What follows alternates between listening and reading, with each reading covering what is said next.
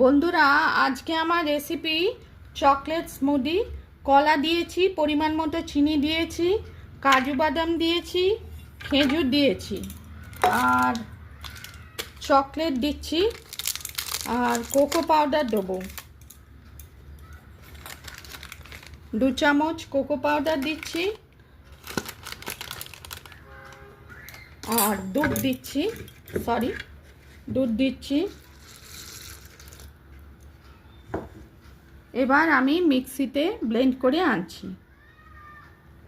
বন্ধুরা দেখলেন, আমি প্রথমে কলা, খেজুর, তারপর পরিমাণ মতো চিনি, দুধ, কাজু বাদাম আর চকলেট, ডেয়ারি মিল্ক চকলেট দিয়ে একসঙ্গে মিক্সিতে ব্লেন্ড করে বরফ দিয়ে তৈরি করলাম chocolate smoothie.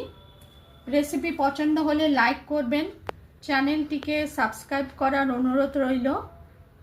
Delicious chocolate smoothie, children favourite.